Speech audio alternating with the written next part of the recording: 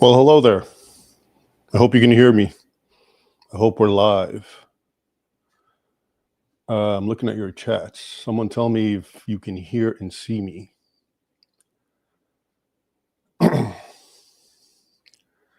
Caveman, still trying to figure it out. All right, I think it's working. All right, great.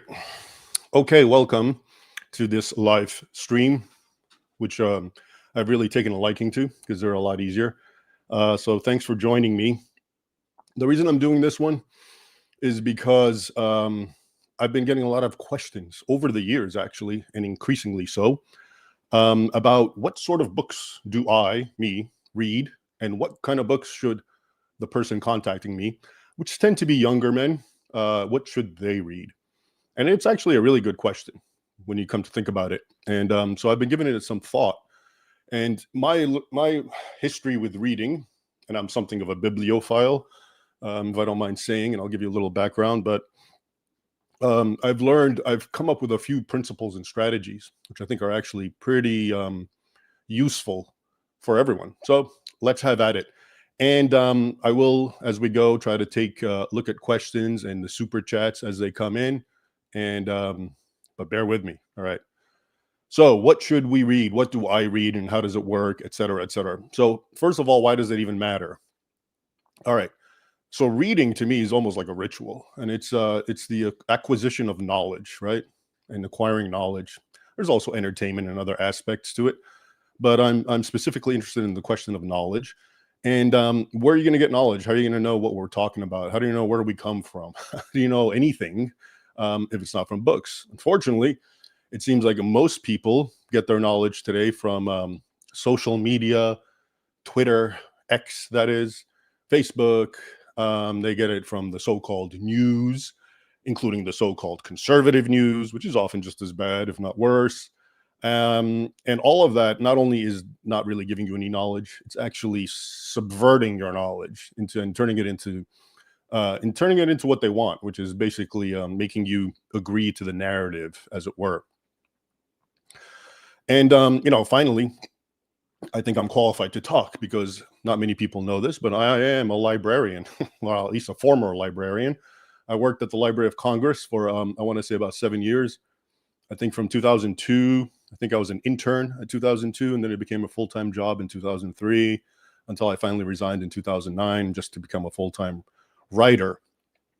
And that was a great experience working at the Library of Congress. I mean, I was like the proverbial little kid in a candy store. I don't know if you know it, but the Library of Congress has technically 2 copies of every book in the world. Countries are supposed to send, and they do, send books from their nation and their language. I worked in the African and Middle Eastern division of the Library of Congress, which housed the Near East section, and that's the section I really worked for. And so I dealt with Arabic books, Turkish books, Armenian books, Georgian books. I was supposed to actually, in years to come, be in charge of a Coptic collection and other Semitic languages, Assyrian books. So that was fun for me. And if you know, that's the story of my first book, The Al-Qaeda Reader, which I found there when I was working there. They have all these yellow tubs full of books that needed to be cataloged and gone through, and I would just peruse through them. And I came across books written by Osama bin Laden and Ayman Zawahiri in Arabic. And long story short, I got them published and translated and annotated. In 2007, it came out, The Al-Qaeda Reader. Okay, so anyway, I have a long history with books. Hang on a second. I have a long history with books, and what's going on here? All right. And both, especially with my job at the Library of Congress. And so let's get into it. Let's talk about why books matter and what I do. So let's start with strategy. I actually developed a strategy in my early 20s, and it kind of happened organically. It's not something I read or someone told me about. It just is something I, over time, developed. And it's basically, I decided, what really matters? What should I be reading? And I concluded that there were really three really genres. And the first was history. which I ended up majoring in college. And the other was philosophy, and the other was theology, which sometimes I sort of treated as the same. All right. Obviously, there's secular philosophy and theology deals with God, but they're both sort of in this sort of abstract realm of doctrine and worldviews, not as concrete as history. But those are the three that I really worked with and was very fascinated by. So let's talk a little bit about them, and let's start with history, which was my favorite.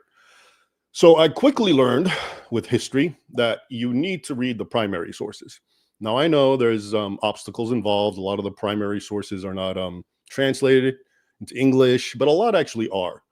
In fact, more than you think. The problem is they're not readily available. So I'll even show you at some point. A lot of the books that I reference, that I use in my books, Sword and Scimitar, Defenders of the West, and the new book, especially the Two Swords of Christ, are actually out of print. And luckily, I'm able to find them as PDFs online, and I print them out. So I have a whole bookcase here that's like a mountain of just printed papers stapled together. And those are books, okay? Because they're either impossible to find or really expensive online to get a copy of them. One of them is William of Tyre, the chronicler, basically the most important primary source, certainly for the First Crusade, but during his era in the 12th century. I don't, maybe it changed, but I remember last time I looked, you couldn't even find it online at all. And if I did, it was just like $200-300 for a used copy. Luckily, you could print it and find a PDF, and that's what I do. And so that's just one example of when it comes to history, the sorts of books I look at: primary sources, as well as secondary sources. I'm not here to poo-poo secondary sources, but what I do is I always read old secondary sources, and the older, the better. All right. And so for those who don't understand, primary sources are the oldest and most original writings we have about a person or an event. And oftentimes they're centuries after that person or event lived, but they're still considered the primary source because they're the earliest thing we have.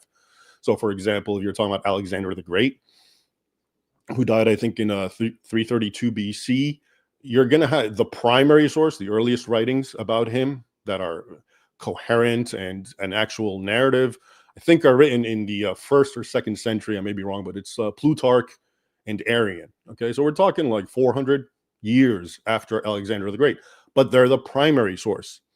Same thing with Herodotus. He's writing, I think, in the 5th century BC, but he recounts tales that purportedly happened centuries before him. Okay, so, but he is the primary source because he's the oldest that we have. So we go to those first. And then the secondary sources are basically a guy like me, all right? A modern person supposedly takes the primary sources and puts them all together from different areas and uses his own brain and synthesizes everything and writes a book. That's what a secondary source would be. And those are good, but the why I say I always go to the older ones is because the older historians who did this, let's say in my field of Islam, they're known as the so-called Orientalists. If you look at their, and they were basically active, I mean, in the 1700s, even before that, but their heydays like the 1800s or the 19th century, and they're very scholarly. And if you read them, I think they're great. They're awesome. I mean, they're objective and they have all the facts. They're not politically correct, but they're also not egregiously attacking Islam. In fact, a lot of them are, you can tell they're sort of have an Islamophilic tendency, which is okay because that's what they study. That's their whole life and bread and butter.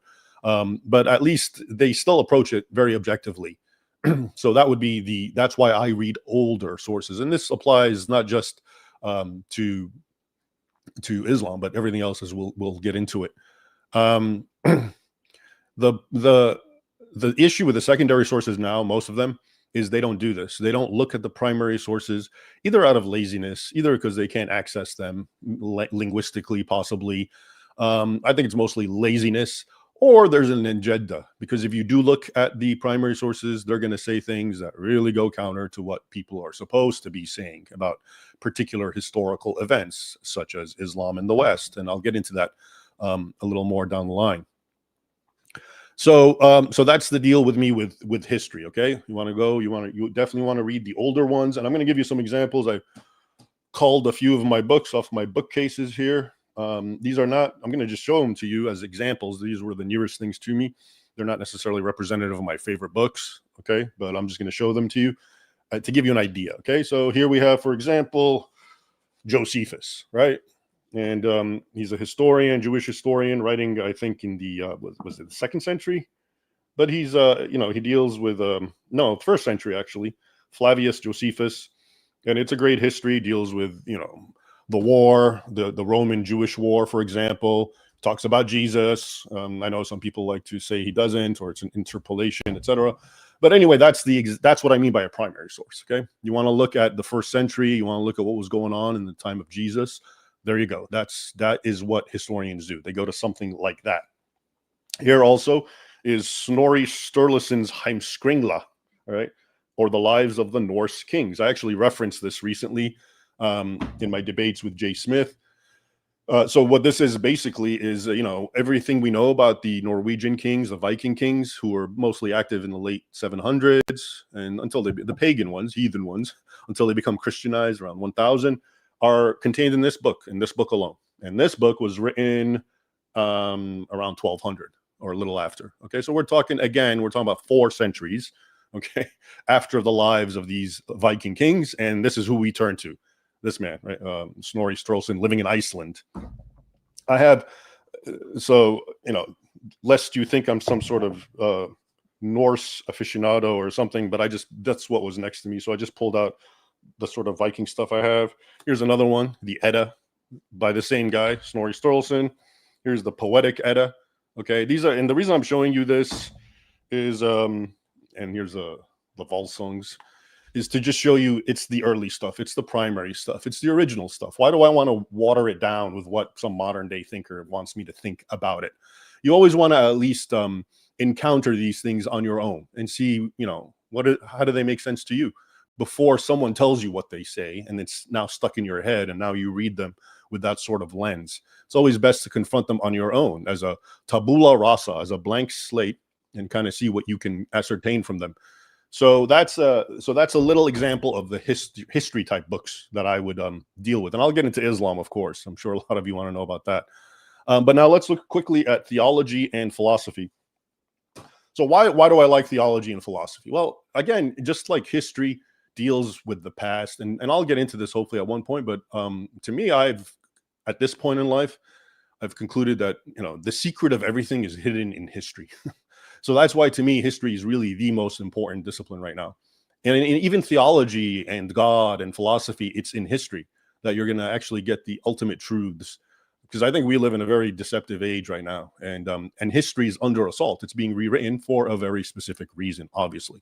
If they can get you to believe something about the past that comports with what they want you to believe about the present, that's obviously going to be very powerful. But if you find out that the past is very different from what they're trying to tell you, well, that creates conflicts for them. So anyway, theology and philosophy, I thought were very, and more, okay, so I was into both when I was in younger 20s and 30s. And then they sort of started coalescing into more just theology with a little philosophy. And then now it's again historical. So in other words, I read about the history of theology, not so much theology as itself. I'm more interested in how it developed and why it developed the way it did, rather than reading theology. I mean, I read a lot of theology itself and I already know it, but once you've been there, there's no need to keep rehashing it. So, but actually understanding the historical development, I think, is also very important. So anyway, here's some of these actually are among my favorites. Boethius, The Consolation of Philosophy. This is a great book, really great book. I mean, if I open it, you're going to see it all marked up. And what it is, and this sort of bridges between philosophy and theology.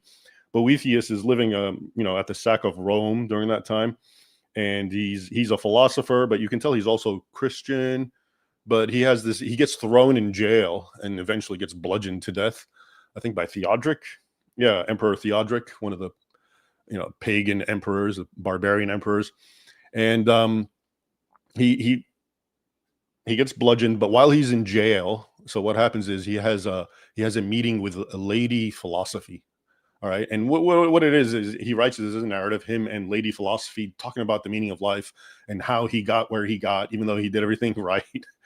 So it's a great, and they talk about, if I recall, the circle of fortune, how a man on top is a king, and then due to vicissitudes of time, now he's at the bottom, he's a pauper, or he's like Boethius himself about to get killed, which he did. So definitely a great book. I would, very much recommend that. Now, one of my all-time favorite books is Marcus Aurelius's Meditations, or To Himself, as he wrote in the original Greek, which I also have and which I also read. And Marcus is a horrible writer in Greek. He should have written in Latin. But anyway, so yeah, I'm a big fan of the Stoics, and especially Marcus Aurelius. It's amazing reading a guy like this who lived, I think, between 120 and 180. Yeah, 121 and 180, Roman emperor. And man, what a mind, what a brain. I think we moderns, we have this idea that everyone in the past is just an idiot because, well, they didn't have technology and internet, and we do. That means we're so smart, but they're not. But read some of these guys, read Boethius, read Plato, read Marcus Aurelius. And man, these guys are profound with their insight into the human condition.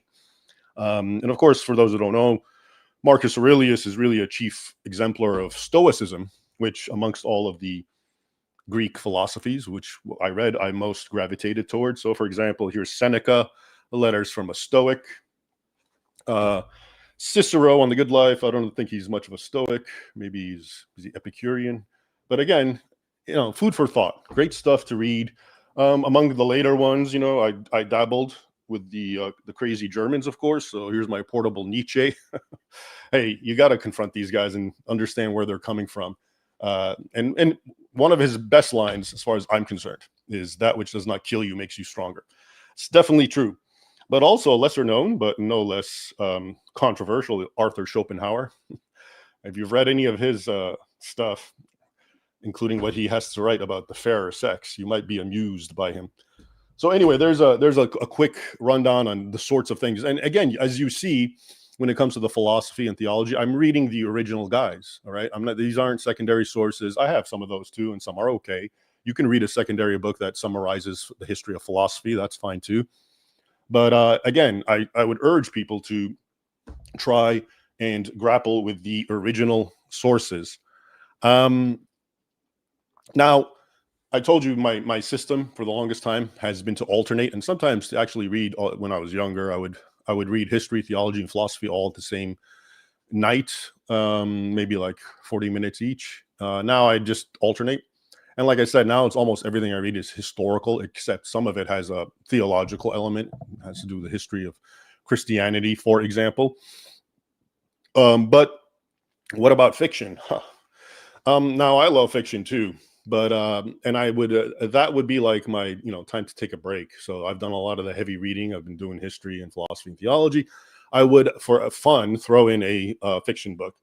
And when I think of fiction, really the only fiction I've ever really liked is Tolkien. Okay, and I say this as a guy who comes before the Peter Jackson movie, as a guy who read it way before and who likes the books much more than the movies. The movies are fine. I don't but the books, there doesn't come anywhere near to the book. All right.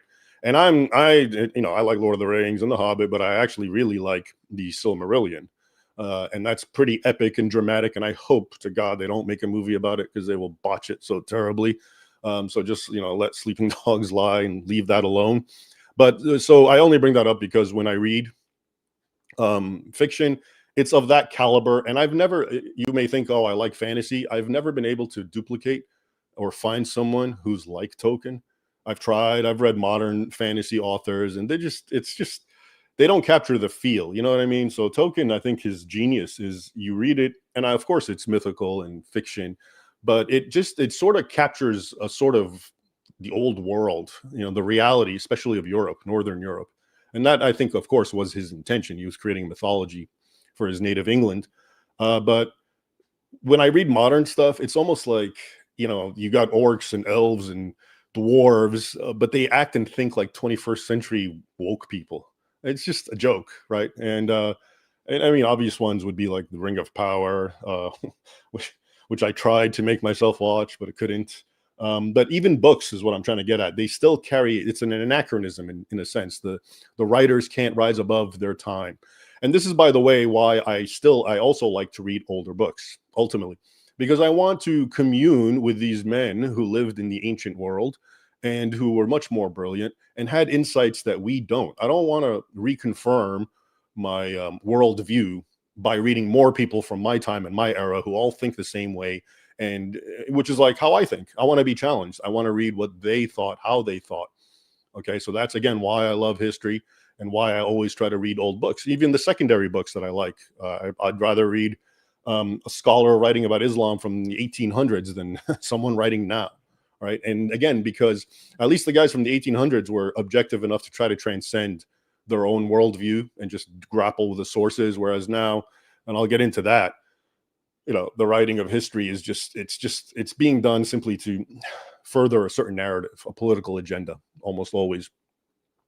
And one last thought before I leave about Lord of the Rings and fiction, something I found interesting and something to be cognizant of, which is, you know, so I've read the books, Lord of the Rings, multiple times, and I have a whole shelf dedicated to Tolkien. Yeah, I'm one of those nerd guys who reads the histories of Middle Earth that were published by Christopher Tolkien. But it's kind of interesting because I'll read the books and I'll know them and I love them, and then I'll watch the movie, and something happens later where the movie supplants my memory of the book. So now when I think of a specific scene, I actually just think of it. I just think of the book. I'm sorry, I think of the movie version, which is kind of upsetting. I'd rather think of the actual book, the original. So that's kind of like one of the pitfalls or dangers, I think, when it comes to watching movies that were based on books. They have this supplanting power, which is not a good thing. And then I'll go read the book again and stay away from the movie, so it kind of, I still have a little memory of it. Anyway, that's neither here nor there. Let me continue. So to give you a, you know, to really give you a good idea of the kind of books that I read, have you noticed that bookcase behind me there? Now you see I think the third, the fourth, and the fifth levels. Those are what are called the great books, and they were published, I think, in the 1950s. And then there are 54 volumes, and they consist of really the foundational texts of what you would call Western civilizations, works that really shaped its philosophy, its history, its literature, its politics, its science, and into one library. And how I got this particular thing, apparently it was expensive at the time. I didn't even know about it, but I was visiting a friend back in the 90s when I was in college. And yeah, he was rich. His dad was like a doctor or something. And I came across these books, the greatest books. And he was watching me kind of amazed because I was like looking at them. I was all impressed. And he's like, "Oh, you like him?" I was like, "Yeah." He's like, "I'll give him to you for $100." I was like, "Really?" And he's like, "Yeah." He just wasn't into it. His dad, I think, gifted it to him and he didn't care. And so I bought him and I brought him. Sad story. His name was Andre. He ended up actually dying in a biking wreck. Not because he gave his books away. I'm not trying to say that. I'm just remembering right now. That was unfortunate. But so yeah, that's, you know, the people who created those 54 books, the great books, that gives you an idea. They kind of thought the way I do, right? Which is they just went into what Western civilization, Western history, and they culled the greatest books. So this included that right there, what we have back there. You got Plato, Aristotle, Herodotus, I mentioned them all before, Plutarch, Augustine, Aquinas, these are Christian theologians, Dante, Shakespeare, Cervantes, Gibbon. Okay, so that's the sort of thing that you want to immerse yourself in. If you really want to know the kind of world we live in and how we got here and what it's really all about. Again, this is Western civilization type books, and I'm all for that, but you shouldn't, that doesn't mean I don't read, you know, other civilizations. So I've read, for example, Confucius, the Analects, the how do you pronounce this again? Well, this one's the Bhagavad Gita. I think it's an it's a book about the Indians and the wisdom of the Buddha and the wisdom of the Talmud. Okay, so I'm not trying to tell you, I'm definitely not one of those guys who's like just read Western civilization and ignore the rest. No, I do believe in a world civilizations, and all of them should be read and understood for various reasons. And of course, we come to the ultimate one, which is Arabic, right? That's my field, Islam.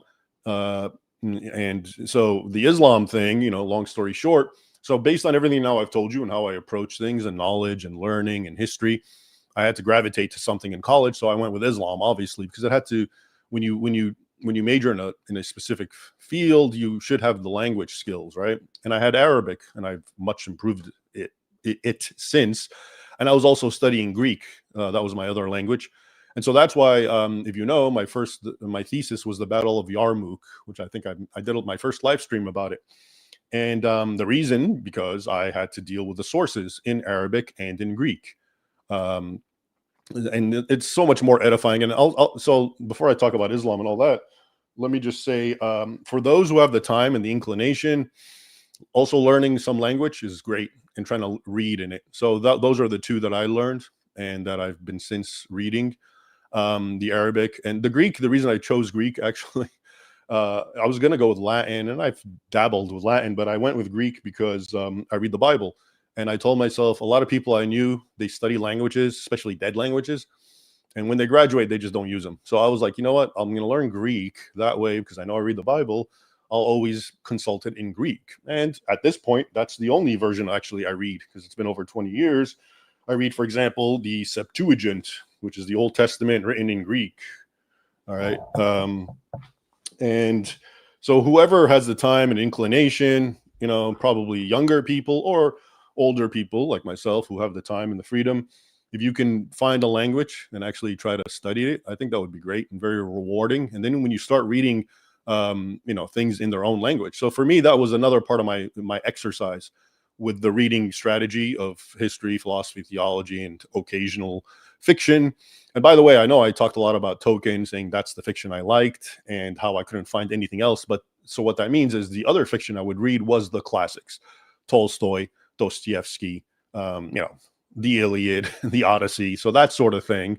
And a lot of other great books. And I'm not trying to say there aren't any good books in the 20th century. There are, except I can't think of any right now. As for the theology, let me give you, I forgot to talk a little bit about the theology, but before I move on, so here's my Arabic, Elf Layla Layla, 1001 Arabian Nights. Okay, lest you think I'm just hostile to Islam. I actually enjoy reading Arabic, and I enjoy much of the civilizational output, including some good writings like that. All right. I'm not an Islamophile, but I do enjoy reading Arabic and consulting original texts, especially those that don't have to do with Islam. Okay, they're gratifying. But as far as theology, I'll give you an example of the sorts of things that I like. So again, I just mentioned how I'm not against the 21st century, or I'm sorry, the 20th century. One of my all-time favorite Christian authors, C.S. Lewis. All right. And if you haven't read it, definitely make sure you read his Screwtape Letters. That's probably one of my favorites, where he talks about it's fiction.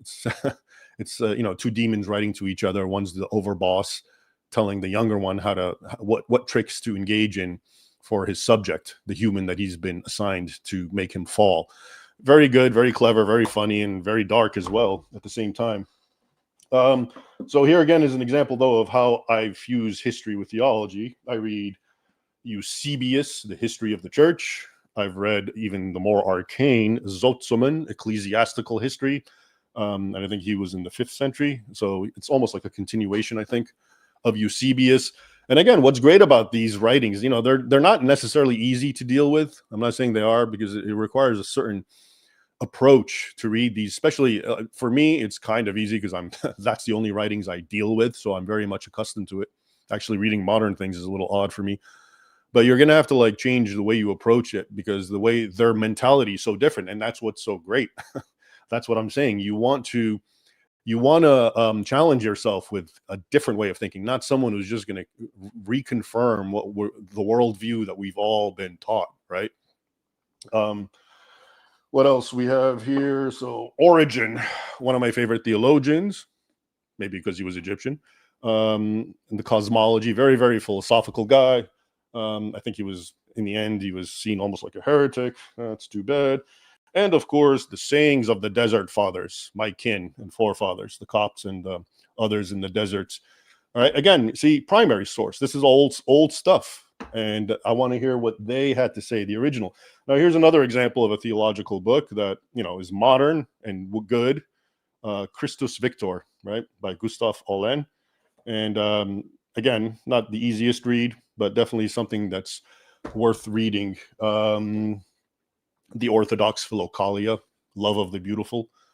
Anyway, I think you get the point of the sorts of books. As you can see, the theme that I'm trying to tell you here is you want to deal with the original, all right? Focus on history, philosophy, theology, good literature, all right? And always go to the original sources. And if you're going to read a secondary source, I'm not saying they're all bad. I'm a secondary source. You should read me. But I think I'm kind of rare with what I do because I express fanatical fidelity to the original sources. Most historians don't do that. They give you their ideas, all right? If you've seen some of my videos about John Esposito and Karen Armstrong, okay, that's an example for you. These are acclaimed historians. Their books are bestsellers, especially Karen Armstrong. Excuse me. And as someone who's read them, and you can read them too, there's like, there every maybe 10 pages, there's a footnote to I don't know even what. So it's basically the scholarly version of Trust Me, Bro. Honestly, they're basically they write whatever they want. They don't even footnote it. They don't document it. I go out of my way. If you've seen my books, I got like usually 1,000 endnotes to just show you where I get the stuff. I'm not making it up. They don't do that. The very idea is basically to convince you that I am the master and you just believe what I tell you. Like I told you, the scholarly academic version of Trust Me, Bro. And you shouldn't trust them.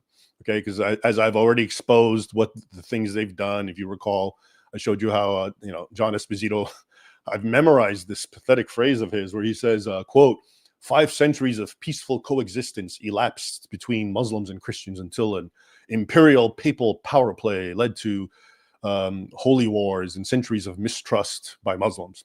Meaning that right before the First Crusade, which was called in 1095, all those centuries between the time of Muhammad until the First Crusade, it was just nothing but peace and love, and Christians and Muslims were friends until those evil papal power play came and ruined it all. And that's why Osama bin Laden's angry.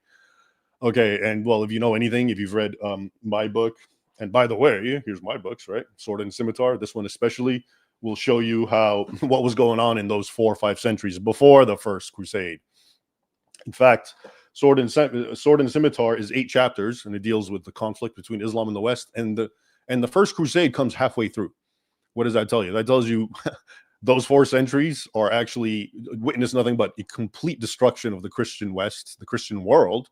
Remember, when we say the Christian world, that included Egypt and Syria and the Middle East and what's today called Turkey and all of North Africa. That was the older, more sophisticated, more vibrant Christian world, all now called the Islamic world. How did that happen? Well, it happened during those peaceful centuries of coexistence right before the First Crusade, according to John Esposito. Anyway, I just went off on a tangent, so you'll forgive that.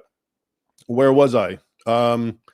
So yeah, my advice. Well, actually, let me finish off. We were talking ultimately. So what's my thing? It's Islam and the West, right? And this is what I've learned. Okay, what I'm telling you about primary sources and being wary of secondary sources. There's a reason for that. All right, and it's and I'm gonna try to take comments and definitely the super chats before I end this. What's being said here? One moment. Okay. All right. So yeah, the bottom line, taking everything I've told you now and applying it to this Islam and the West and what I've learned and is yeah, they are intentionally lying to you. Okay. It's reached that point where history is intentionally under assault and it has been so rewritten, and very few people understand this or are aware of it, including historians, because most historians don't bother thinking too hard or looking at primary sources. They just follow their masters, whoever a John Esposito or a Karen Armstrong, and they just regurgitate what they said, and now they're the the PhD master, and they write their book. Okay, but there is a concerted effort to completely subvert history, and it has been subverted actually. And this is why I always talk about a lot of people have the word fake news. We all hear it now, right? And it's very real, and it's a very dangerous thing. But I've always maintained that fake history is much more dangerous, right? Because fake news is ephemeral. It just comes today, does its mischief, and is gone tomorrow. Fake history creates entire paradigms whereby we see the present and understand the world in the now. Okay. And I'll give you, so just to leave the Islam, in case you think it's just Islam in the West, I'll give you an example. When someone like Bridget Cooper, and I don't know if I made videos, but I've written articles about her, and she's a black professor at Rutgers University who goes online and makes videos saying things like white people are inherently evil. They just have a racist streak in them, and they exist to enslave everyone. And where does she get this logic? Well, she'll tell you, because as she says, before white people came around, everyone lived in peace. Black, brown, yellow people, they'd land on each other's shores and just kind of like get together and sing kumbaya and then leave each other until the white people came and decided we're gonna enslave everyone. Okay. Now, if you believe that, obviously you're going to believe what she's saying, which is that white people are inherently evil. And she says that. I have her quote, something like, white people are like dedicated to being bad guys. And she says things like that. But you can't blame her because she's basing it on what she's been taught, right? So that's why it's much more important to attack the narrative itself and say, well, hold on. Actually, everyone was enslaving everyone. And blacks and browns enslaved white people habitually, Muslims especially, and the blacks enslaved blacks and whites enslaved whites. So we have to be cognizant that slavery was just a thing of the world that everyone did. And there's even arguments that being enslaved to white masters was probably better than being enslaved to a Muslim master. In my new book, I give various examples, again, from primary sources. This isn't my idea. I'm just basing it on what was written about what would happen to slaves at the time. And as a quick example, if you were a slave in Malta, okay, in let's say the 15th century, a Muslim slave in Christian Malta, you could actually practice Islam and go to mosque. They'd give you a place to pray with other Muslims and etc. Whereas if you were a Christian slave in Barbary, it was pretty horrific stuff, okay? And you can read about it. I don't even want to get into it. So my point is slavery, it's bad, but the idea that, only one group does it, whites, and they're the ones who are responsible for it. Actually, if you want to say anything, what whites are responsible for is actually abolishing slavery. They're the ones who made sure slavery was stamped out both in their lands and throughout the world, even though it's, of course, making a comeback and it's underground, at least in a lot of non-European countries, non-Western countries. So if anything, they're to be thanked for actually condemning and ending slavery. But that's a perfect example of what I'm telling you about fake history, right? And how negative it is. If you believe the Bridget Cooper narrative, well, of course you're going to just think, and you're also going to think, and part of the whole fake history is to make Western people feel like we owe it to everyone else. We've been so horrible. We've enslaved everyone. We've taken their lands. Now it's time for us to shut up, suppress ourselves, and give everything away. Give our lands away. Betray our culture. Do whatever needs to be done. Right. So that's another aspect of why fake history is being done. But if you understand the truth that Europeans and Christians actually were the underdog for centuries until really the 1800s. Or 1700s, and it was Islam that was the behemoth of the world that was swallowing up lands left and right, first under the Arabs, then under the Turks, and then the Ottoman Empire especially, which went on from around 1300 to 1900s. That was the real threat to the world. That was where slavery was happening. That's where genocide was occurring. Armenian genocide, Syrian, Greek genocides going on in the late 19th, early 20th century. All right. So all of that is being suppressed for a reason, which is why you need to consult the original historical texts before they're gone, by the way. I wouldn't be surprised that some of these books, maybe that's why they're so hard to find. It's not so much because people don't want to read them or don't know about them. It's that, other people don't want you to get access to them or even ever hear about them. Like I told you, so much of my sources are all in PDFs right now because I cannot find them as books at all. And they once were very important. Okay. These used to be really important books, and now it's just so difficult to find them. So there's a reason for that. And a final idea is, we're talking about books and what to read. And here's, I'll just give you another example. I've looked once at the Amazon, the retailer, the books, the top 100 books. As much as a bibliophile as I am, you got to put a gun to my head to read any of those. All right. Well, I may be exaggerating. I didn't look at all 100, but I looked at like the first few. And I mean, I think I'd rather watch the news. I think that would be less damaging than to read those books. So yeah, they're still pushing books on you, but again, it's part of the agenda, part of the narrative. You have to do your own digging and your own research, and like I said, try to follow that advice. Right, old books, primary sources, focus on history, theology, philosophy, whatever else you like. If you like science, if you like, I'm just telling you what I really liked, but always go to the older sources first and work with that. Start with that. And then when you read the secondary sources, it's actually going to give you a better perspective on how legit what you're reading, right? I mean, if you're reading the primary sources, like when I read the primary sources, both Muslim and Arabic and Greek and Latin, Christian, and they all agree that Christians and Muslims are at each other's throats, and the Muslims even boast about how they're the aggressors and how they're conquering and how they're enslaving them, because that just validates the power of Allah. Okay.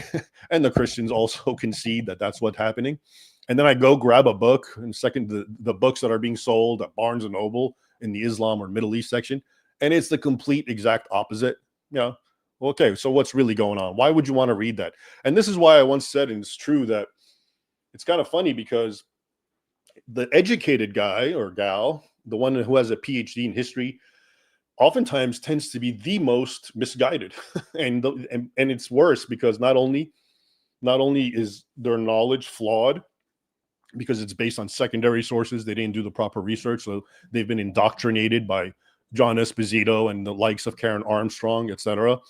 But now they also feel very confident and arrogant that they know everything. So on the one hand, they're really bad and they don't get it at all, and they actually teach false things, often the antithesis of what really happened, and they're so convinced they're right. You can't tell me, I have a PhD. So that's one of the lamentable outcomes of what's going on right now. And I'm not saying if you have a PhD that's bad. I think that's great too. You should strive for it. I was striving for it, except well, I basically reached that point where I was doing what most PhDs would hope they could do, and I just I couldn't do it all. I was writing books, I was working full-time at the Library of Congress, I had other things going on, and I just couldn't keep going, especially as I think I pointed out recently. I was talking with Victor Davis Hanson, and he made the good point. He said, well, you've already gotten what people want to do. You got big book deals. You work at a great job, Library of Congress. But now you've said what you said. Even if you get a PhD, it's going to be difficult for you to land in and get a job because they don't want people saying what you say. So anyway, but I'm not against, my point is I'm not trying to put down getting a PhD. I think that's great and it's laudable and you should do it, but you should be careful of what they're teaching. Okay. And the kind of professors that are there. So I went to Georgetown University, for example, and I was very naive.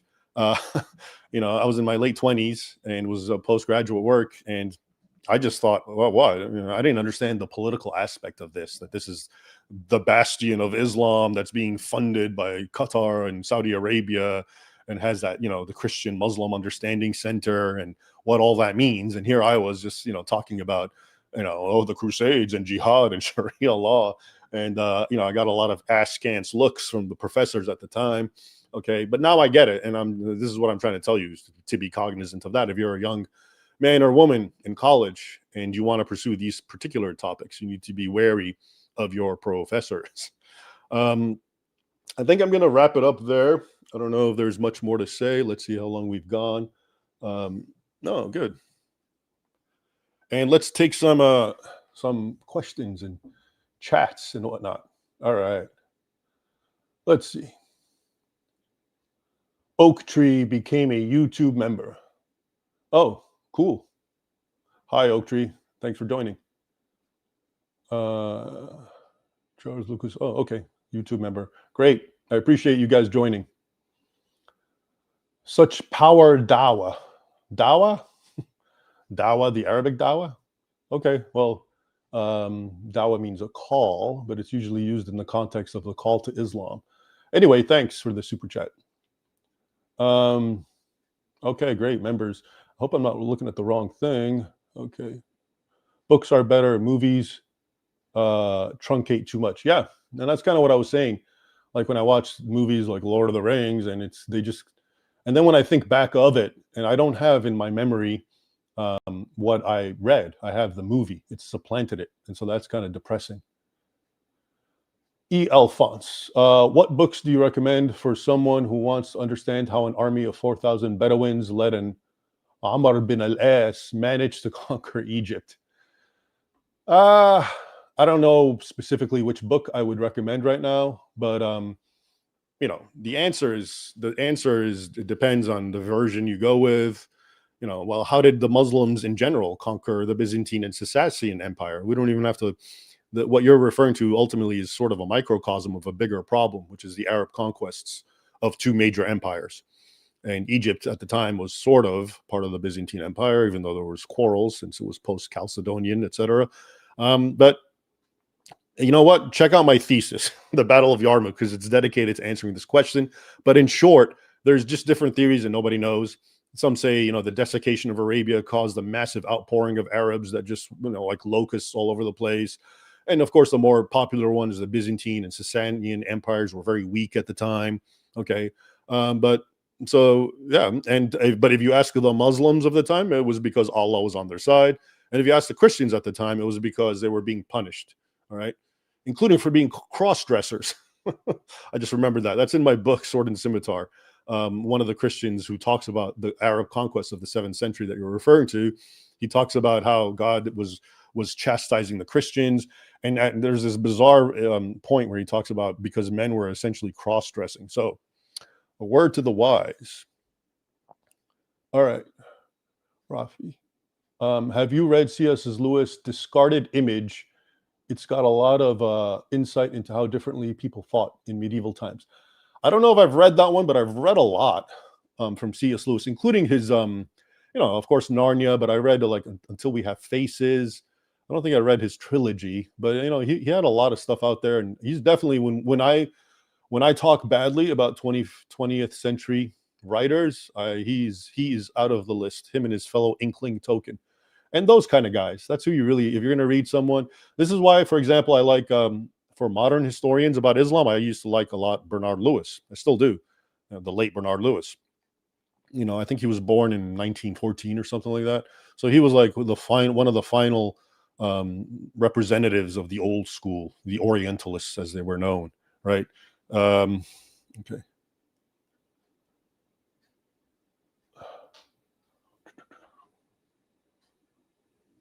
All right, I read that. Are there plans to also release your books in German? Here's the thing. I know a lot of people ask me these questions.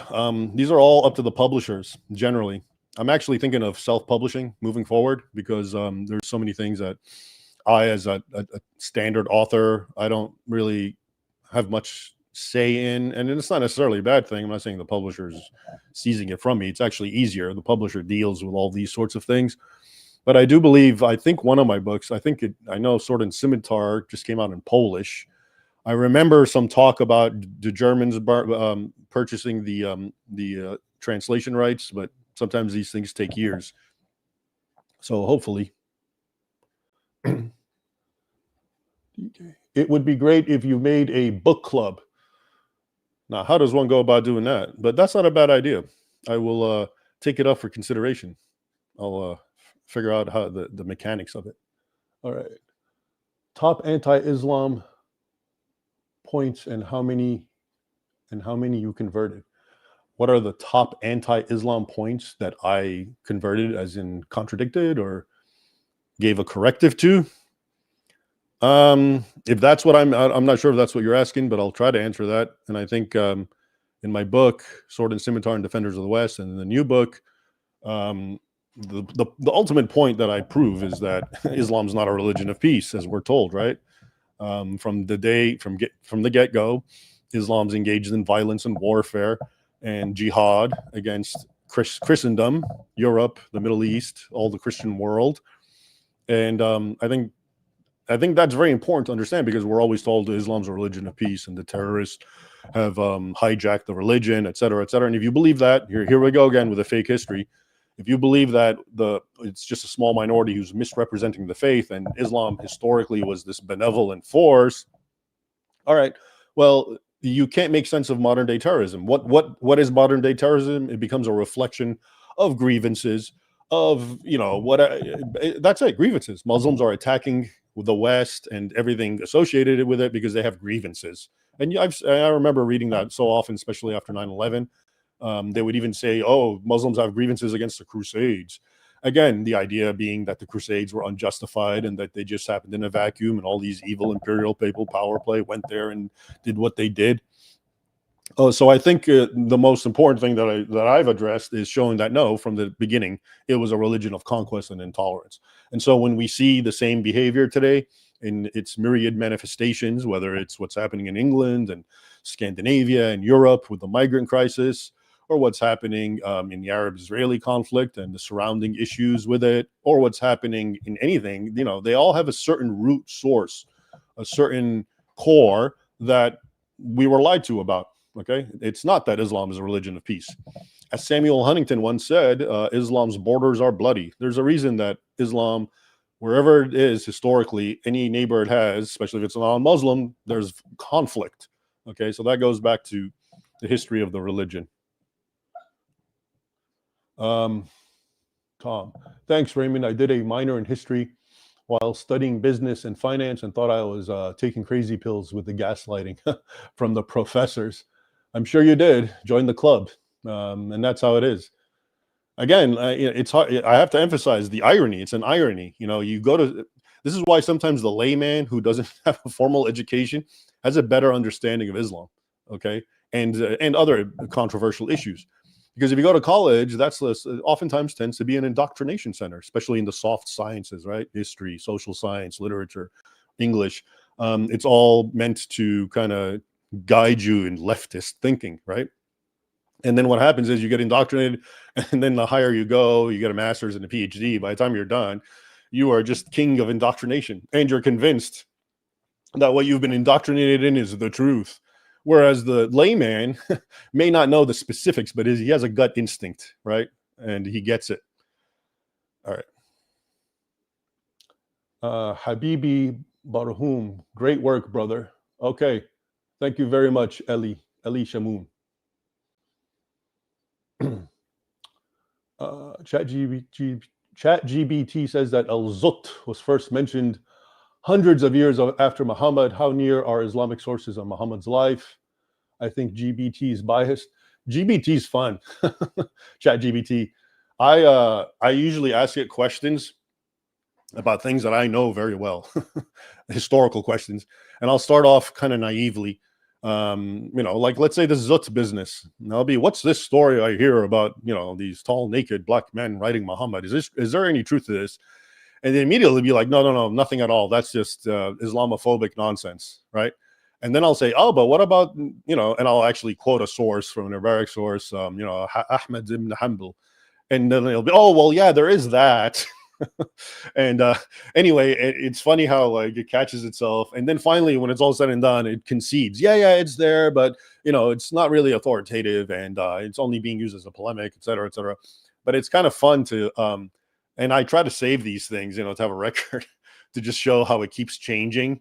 And I'll even ask it, I'll be like, well, you just told me the exact opposite. What do you mean? You just figured it out now? How can you just figure it out now? And look at that. That's pretty pathetic, because I get into a fight and a debate with it, and you shouldn't. And I think that's the problem with AI. You start taking it too seriously. So I'll stop now. All right.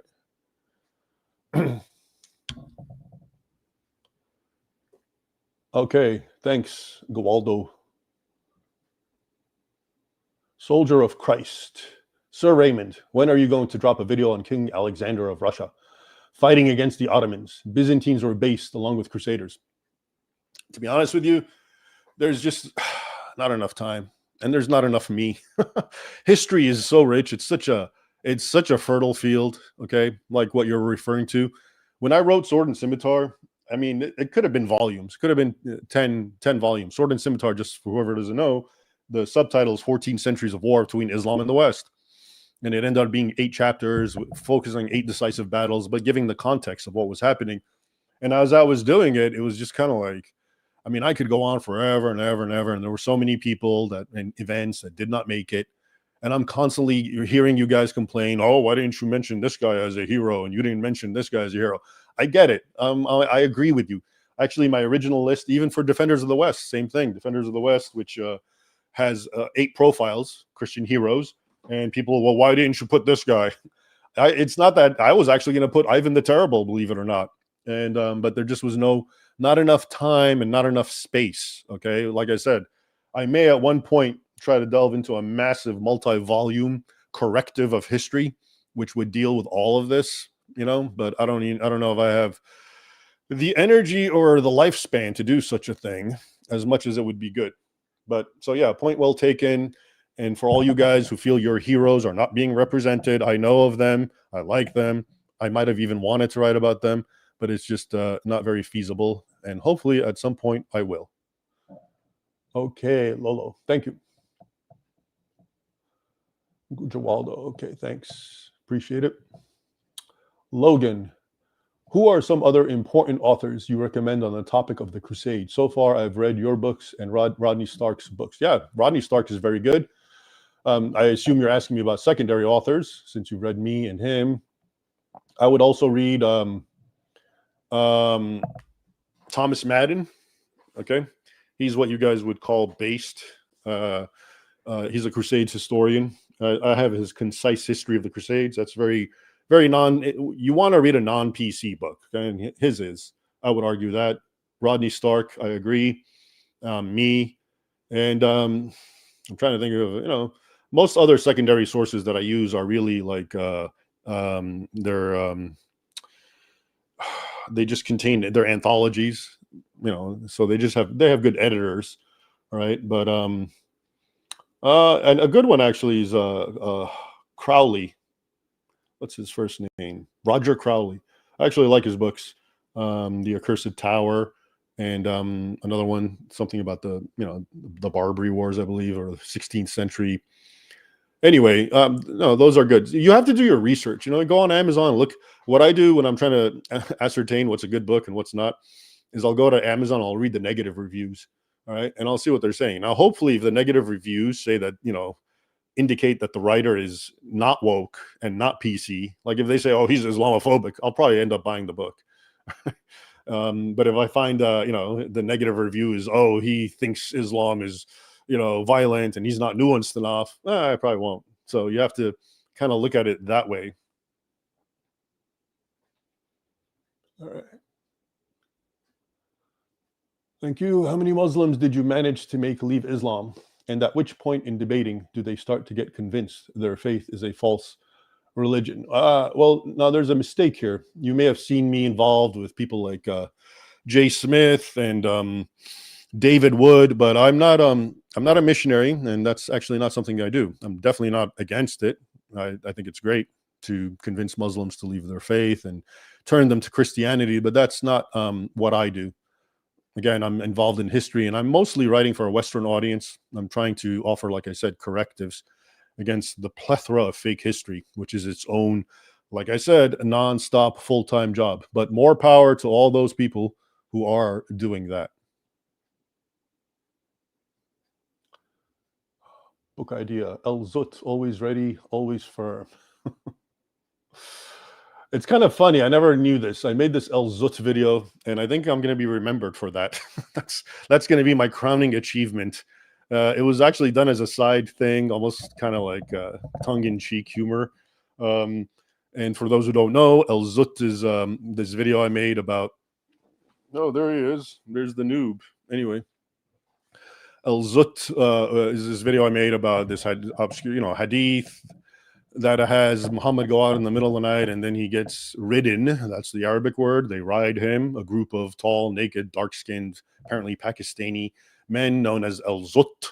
And the reason I did it was actually to show how the hadith, even though a lot of people like Jay Smith dismiss it as just being, oh, it's all fabrication. Well, why would they fabricate things to make their prophet look bad, right? And so that's the ultimate reason I did it. But I do think it's funny that I may be, that's of all my, whatever I've done throughout my life, that's what I'm going to be most remembered for. The man who brought us Al-Zutt. All right.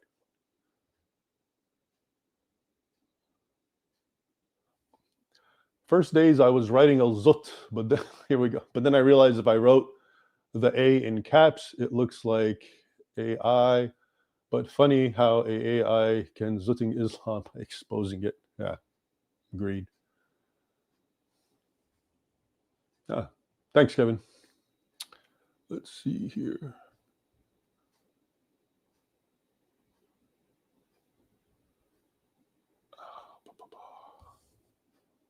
Scarlet Rose, thank you. Okay, I think, let's see here. You can add me on the stage this way. Okay. All right. Let's see. How long have I been on? Oh, look at that. A perfect hour. Now, I understand these live streams can go for much longer, but I think I'm going to leave it there. So, closing thoughts to surmise and wrap it up. I've given you my thoughts about books, the importance of books. Get your knowledge from books. Don't get it from X and Facebook or TikTok or whatever, Instagram. And the kind of books matter because there's a lot of garbage books. Most of them are garbage. So get quality books, which means get history books, get primary sources is what I mean, of whatever topic you like, history, theology, philosophy, whatever. But those were the original classic. When a person got a liberal education, that's what it was. And in this sense, liberal was good, not bad. Liberal obviously has very negative connotations now, but back in the day, to get a liberal education meant you were immersed in what I'm discussing: philosophy, history, theology, early science. Oh, some more are coming in. What's this? Can you show us the workout results? What more do you want me to do? Don't you see it right here? I mean, come on. See, the problem is I know a lot of you guys want me to do like videos and streams about working out, and I don't mind that, but you got to know they're going to use it against me. I mean, people like Jay Smith and Hatun Tash immediately used it against me and kind of tried to dismiss me with their ad hominem campaign as, oh, he's just a bodybuilder. So can you imagine if I start talking about it and showing pictures of myself in the past, what's going to happen? That's why I sort of, I'm ambivalent about it. But you guys let me know in the comments. Would you like something like that? Maybe I won't care in the end. Who cares? There's more coming in. Momo getting kisses from a guy. Reference. Sunan Abi Dawood in book reference. Yeah. Oh, Muhammad. Yeah, I know. Kisses and much worse, and being rubbed up in the back under his shirt and things with saliva, etc., etc. But hey, all that was made so you can think he's awesome, because what you and I don't understand is the people who fabricated this back then, that was considered really cool. Apparently that's how the no mowers get by the issue of embarrassing hadith. We just don't get how awesome some of that stuff was. Okay. Anyway, I am going to wrap it up. Thank you all for joining me, and let me know. I did this actually because a lot of you guys, I told you, sent me questions about books and what to read. So let me know in comments what other topics you'd like to do. And as you can see, I'm trying to do more of these live streams. They're actually, I like them. They're much easier and more impromptu, more, down the face, and we can interact with these comments and questions. And if I didn't get to your questions, sorry about that. I'll try next time. But there it is. I hope you enjoyed it, and happy reading. I'll see you soon. Bye.